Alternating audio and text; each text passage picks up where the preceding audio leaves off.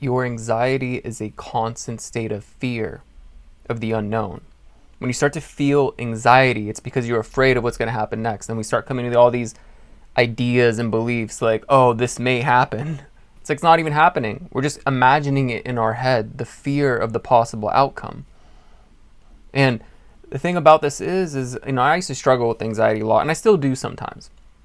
I think it was like last year around this time, I went to urgent care because I stayed up too late and then had too much caffeine, and then I thought there was like something wrong with my heart, and I felt funny, right? So I went there, got an EKG or whatever, and like I was completely fine. Heart rate was completely normal, right? I was just freaking myself out, and because I kept thinking something was wrong, I started feeling weird. I started feeling like I was gonna faint. I started feeling kind of flush, like, and like just kind of nauseous. And it was like I was like calling my mom, like, "Yo, can you take me to urgent care? Like, I don't know, something's wrong. Like something feels funny, right?" And I just felt like my heart rate increasing because I was freaking myself out. And in the same way, what I've discovered is, and what really helps me nowadays is recognizing like, hey, this whole experience is temporary. Like this whole human experience is temporary. And one day you may not be human, right? You may not be in this physical reality. So it's like coming to terms and accepting that it really doesn't matter what happens. And you might as well turn whatever happens, because it doesn't matter what happens to you. It matters what you do with what happens. So as long as you stay in a positive outlook, like, hey, this whatever situation I'm in can benefit me, I'm going to get the positive benefit out of it. And one day I'm not going to be here, so I might as well enjoy it. Like I might as well enjoy whatever's showing up. And if it's a problem, solve it for fun. Solve it with fun. Align myself and have that realization. This problem and situation is temporary. So is this human experience.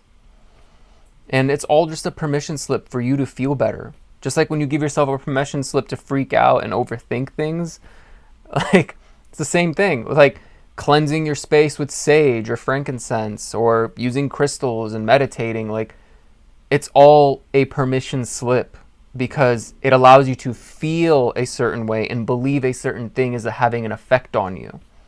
You buy into that belief. I used to cleanse all the time with sage, and then I stepped into the more powerful version where I realized it's just a permission slip, and I can just cleanse with sage in my mind and it's the exact same effect.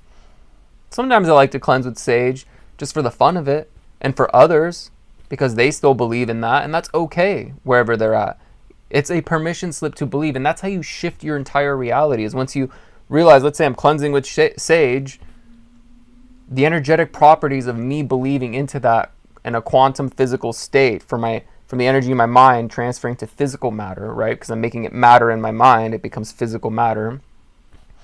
I mean, that's why some manifestations take a little bit of time because there's a lag time. But things like that with energy, it's like you can do it instantly as long as you believe into it. Along with like if the collective consciousness believed that we could all just fly and it's not a problem to fly, like we can just levitate, then we all would.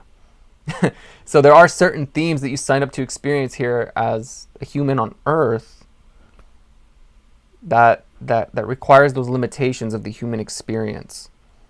And that's what it's here for, physical reality, right? So there are some rules. So we play within the rules. So give yourself a permission slip to feel good. You don't need something else to give you a permission slip. Now, if you have actual anxiety disorders, this is not like to replace any medical diagnoses or anything. I'm just sharing what my experience has been with anxiety and how I've overcome a lot of it. And I do still sometimes have anxiety. And a lot of times it's my ego fearing an ego death. It's my ego, whatever persona of Venci I am, fearing the unknown. And that's with anything. And most of the time my ego just wants to keep me safe. It wants to keep me alive. It wants to keep me comfortable. Because when your ego is ready to die, it's holding on to its dear life because it's about to have an ego death and awaken to its new ego, its new persona. And it's always on the other side, which is the unknown. And it's afraid to do that.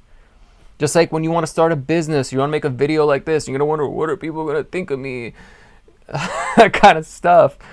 Like all those fears kick in, like, oh, people used to think this about me when I made a video a long time ago. Now, why should I do it again? Like your ego is like trying to keep you safe from being hurt.